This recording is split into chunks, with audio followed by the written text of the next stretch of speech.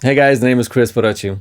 A buddy of mine sent me over a link, a YouTube link, and he wrote like, dude, you have to check this out. It's really interesting. I'm talking about Jim Lill's Tested Where Does Tone Come From in an Electric Guitar video.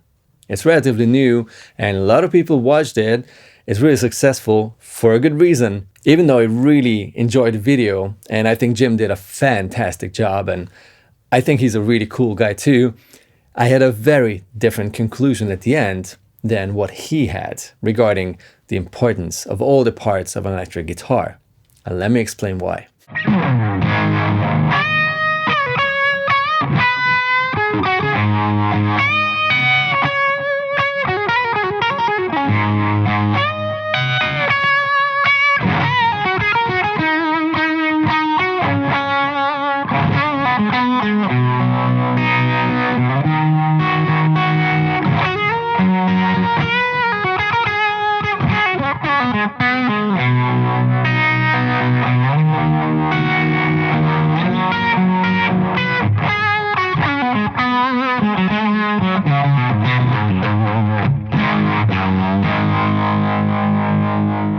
If you enjoy my videos, make sure to subscribe to the channel and ring the notification bell. That would be absolutely awesome. You can, of course, also like this video if you enjoyed it and check out the description box under the video for all the additional infos like timestamps, gear links, and merchandise in case you want to support the channel. Thank you. First of all, let me shout out to Jim Lill. He did a fantastic job. It's a super interesting video and I highly recommend watching it. The link is going to be in the description box. This is not me bashing his video or telling you that he did, I don't know, the comparison parts wrong or anything like that. I just found it fascinating how different our point of view is or our conclusion is at the end, even though we heard the same comparison parts and we just watched the same video. All right, so here are my thoughts. I have a couple of points I want to talk about. First of which is all the three guitars Jim played in the video sounded very similar. Those were his T-style guitar, real nice one, then the 2x4 guitar and the air guitar, which isn't really an air guitar, but that's a bit of a nitpicking. Let's talk about that later. When someone says good quality and selected wood matters, even on electric guitars, if you want to get a good tone, that person is not only talking about the EQ curve or the, I don't know, frequency range of that one strummed chord or few single notes. It's a lot more about dead spots on the neck and overall dynamic range and sustain. That's also a big part of a guitar's tone. I made two videos on kind of like Tonewood and comparing stuff.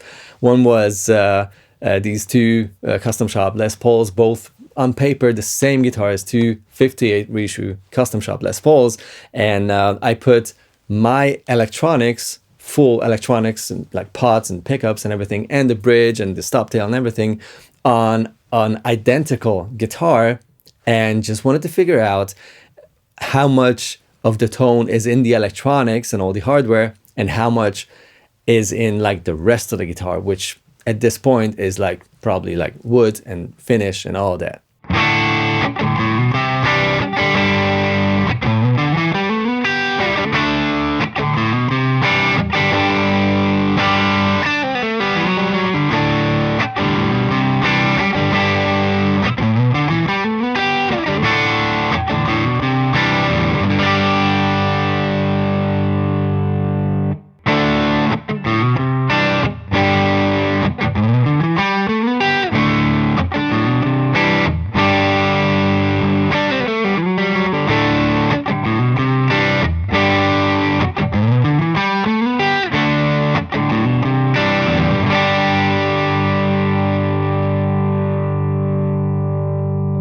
Then the other video I did was with my Strat, where I swapped necks. I used 3 different necks and they all sounded different. To be honest, I wasn't surprised at all about the results of those videos I did because physics. This is a short quote from Britannica.com to kind of back up my theory and my experience. I have each and every time I do any kind of a comparison like this, vibrations fall into 2 categories: free and forced.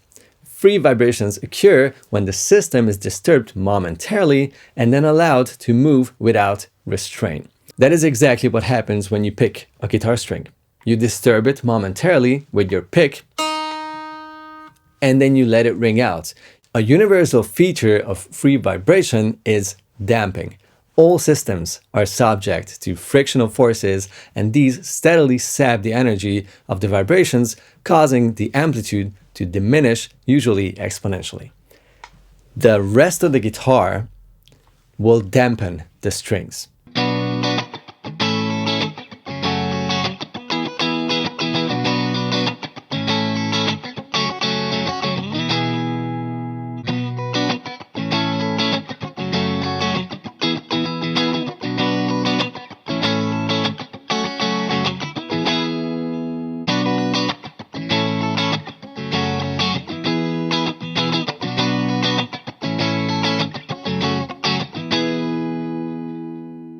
So it will affect the tone. I'm not saying it's gonna change everything, because the most important part of an electric guitar's tone is clearly, well, the strings, the tension and all that, and the pickups. There is an action-reaction thing happening, which is again basic physics. It's super simple. If the strings vibrate, their action is to vibrate everything that they have direct contact to, which is everything else on the guitar.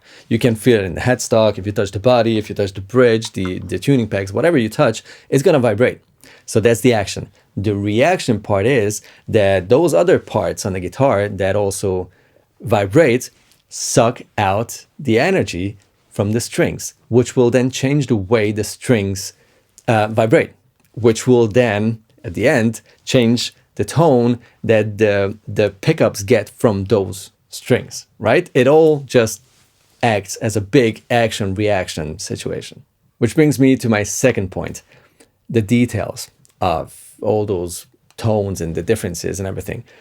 Jim's conclusion and pretty much the comparisons also sort of suggested that there is no difference at all between his T-style, the 2x4 guitar, and the air guitar's tone.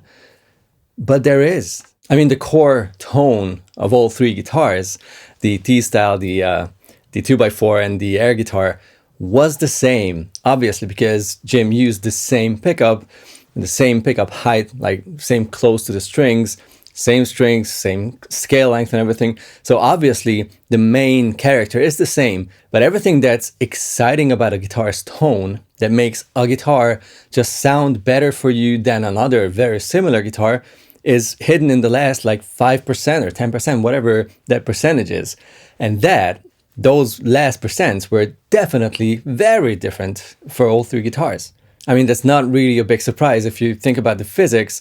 The damping effect of the rest of the guitar is less relevant if you just use a small piece of wood, a 2x4, or the air guitar where there's literally no wood between the two end points of the string. That's not that simple. Let's talk about the air guitar later, as told. But yeah, for the main part, it's just a very different combination of parts. Here's my impression of Jim's comparisons. First of all, the 2x4 guitar.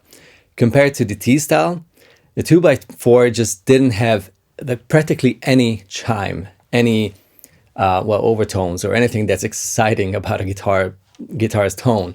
And also the pick attack, like the initial attacks were like super spongy, rubbery, like not in a nice way. These two things are already a deal breaker for me if I'm looking for a guitar and comparing guitars. And then about the air guitar comparison with the T-style, the air guitar had a very warm, practically overtone-free tone, and a much more, hollow tone, which sounds funny because, yeah, there was no wood behind, no neck and nothing. But that's just the tone. And I'm not saying that the air guitar's tone was like way different. And I'm definitely not saying that I didn't love the air guitar's tone. I actually really like that tone, and I would love to, visit Jim one day and go in his barn and just slide the hell out of the air guitar. It's just such a cool tone, but I would definitely not call that tone of that air guitar identical to the T-style guitar's tone at all.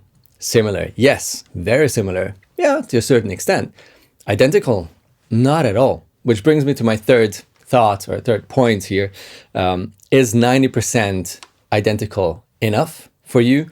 If yes, then you should not be worried about wood selection and all those stuff. And I do not mean this in any arrogant way at all. I think it would be best for us all to just ignore the last X amount of percent, because it just drives you crazy and it drives you down a rabbit hole of tone hunting and whatever.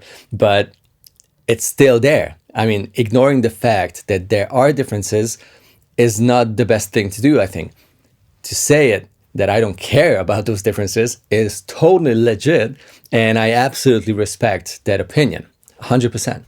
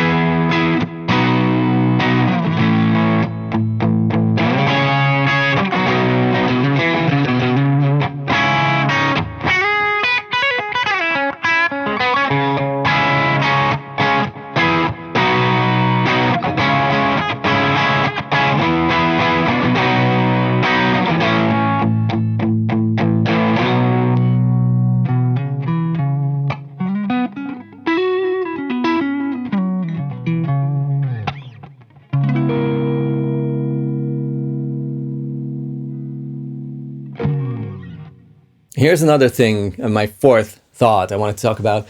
Ola Englund, you probably know him, one of the biggest guitar YouTubers, and Glenn Fricker from Spectre Sound Studios, also huge YouTube channel. Both wrote a comment in the comment section under Jim's video, and they basically both told like, yeah, Jim, you're so right. That's it. You know, like, thank you. Finally. And that's really interesting. I know both guys personally, and I really like both guys on a personal level for sure. Clearly, we disagree on this one. I know that Glenn Fricker is like 100% against like the player matters, like, you know, tone is in the fingers and the player changes the guitar's tone, and also against the quality wood and wood type and tone wood, and against all that theory, which is totally fine. Because he's into metal. He's a metal guy, such as Ola Englund. If you're using modern high-gain amps and tones and rigs and whatever, the guitar and the player is way less relevant than in any other styles. It's just the nature of those modern high-gain amps and all those rigs and everything, because there's so much filtering and compression and tone shaping going on in those amps that basically it's really hard to even tell, like, if you're playing an entry-level Epiphone or a freaking 59 burst Les Paul, right? It's like those guitars are so different. But if you play it through, I don't know, an Engel or any other really, really good modern high-gain amp, the differences are going to be super small, if any. Like, you'll probably have a tighter tone with better pickups and everything. Of course, quality pickups are very important still, even if we're talking about high-gain modern amps and everything. But the rest is just gonna sort of disappear under a carpet of all the filterings and all that stuff. It's really like having everything under a blanket of that tone shaping that's happening in those rigs. So I'm not surprised that most of those players who just disagree with all the quality parts, you know, having an effect on the guitar's tone, are into metal and high-gain tones, because it's really, really hard to spot any of these differences if you like very well-produced guitar tones. I would not be able to tell the difference between some guitars if I was playing a different rig and different kind of tones. So that's, again, not me saying, haha, you cannot hear anything, haha. It's just the nature of those rigs. But if you're not into that kind of tone and you're into less gain, more dynamics, and just a different guitar vibe, you will have you will face these differences way sooner, and those might start annoying you enough to care about that extra 5% or 10%, what I was talking about a few minutes ago.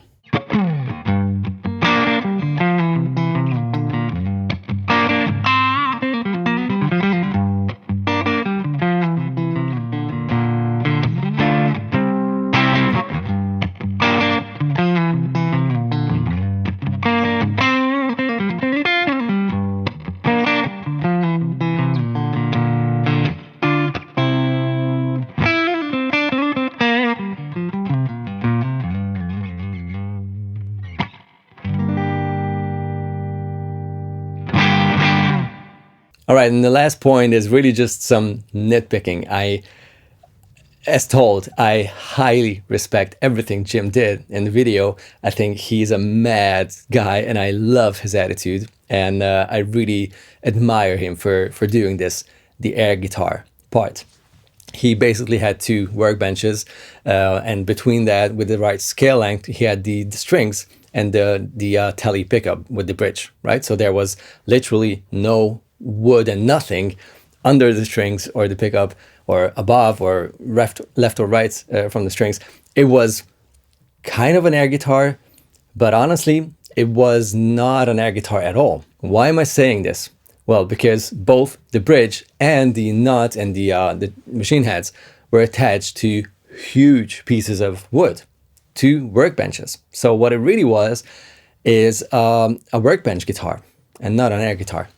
As soon as you have anything attached to the strings, this action-reaction thing is happening.